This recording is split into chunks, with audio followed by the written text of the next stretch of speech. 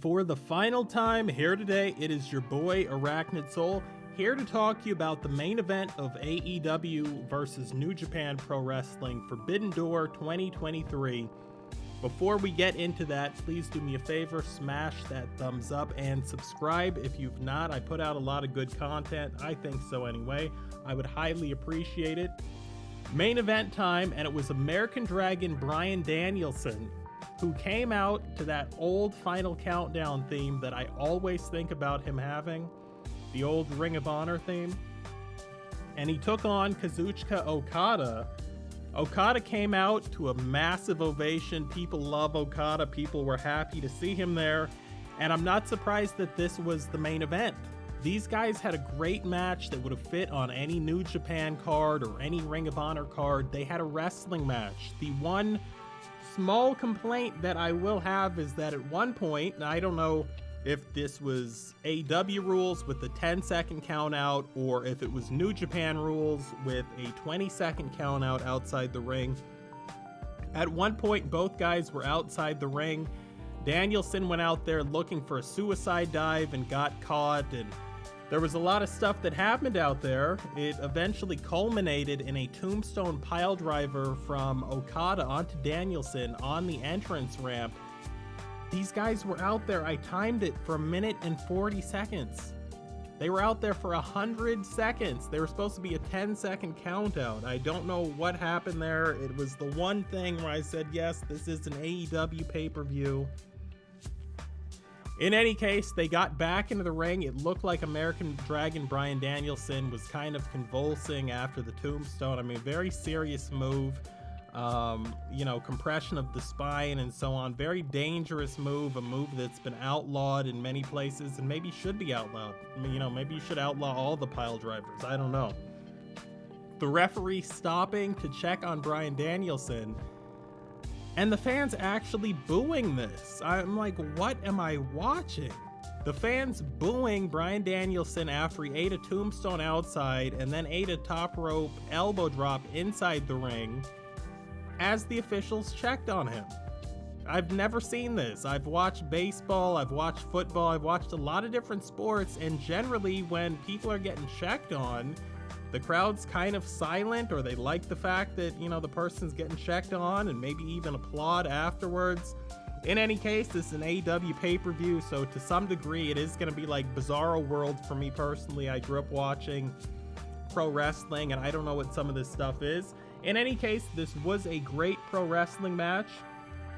Okada at one point hit the Rainmaker, covered Bryan Danielson. The crowd thought it was going to be 3. It was 2 and some change. The match continued.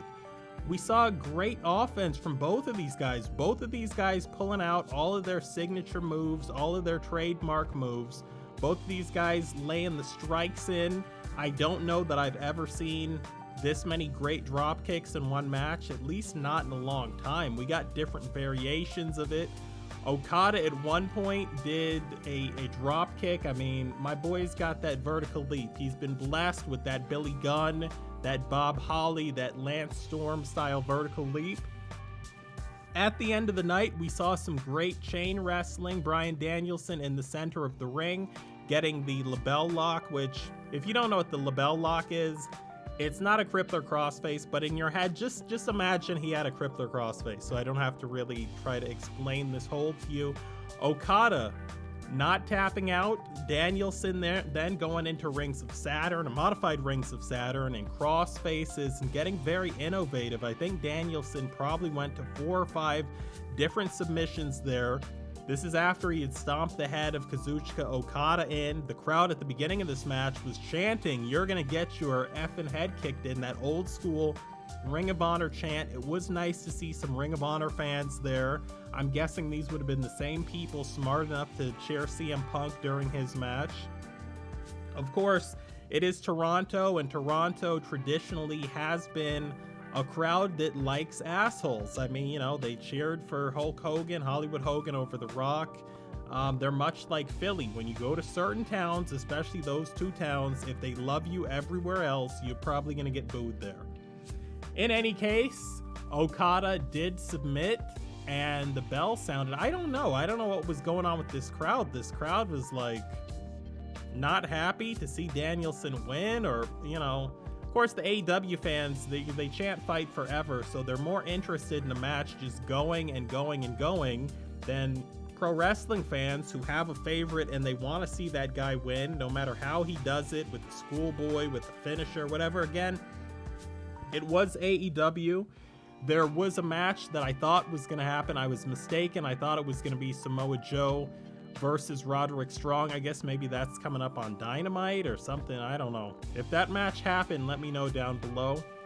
In any case, that was AEW Forbidden Door 2023. I did not watch the pre-show, and there was probably 2 or 3 matches that I skipped. People are like, what about the trios match?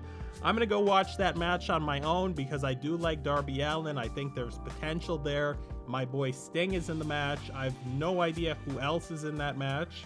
I think maybe Minoru Suzuki. Who knows, but I'm going to go watch that on my own time. I really didn't feel like watching or reporting on a trios match for some reason.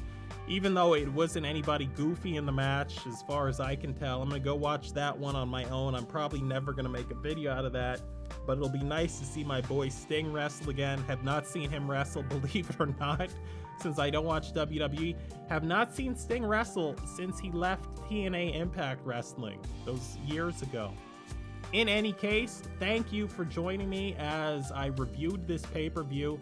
From what I saw, it was a solid pay-per-view with a lot of great matches. I mean, this is the best AEW pay-per-view that I've personally ever seen. The last pay-per-view they had with the 4 Pillars, whatever that one was called, that pay-per-view was horrible. Jericho and Cole, that horrible women's match, don't get me started. I did review those matches. Those matches are on this channel. If you want to check those out, go check them out. I'd highly appreciate that, and I would also highly appreciate you smashing that thumbs up and subscribing on the way out. As always, it has been your host, Arachnid Soul, and I will catch you next time, my friend. Later.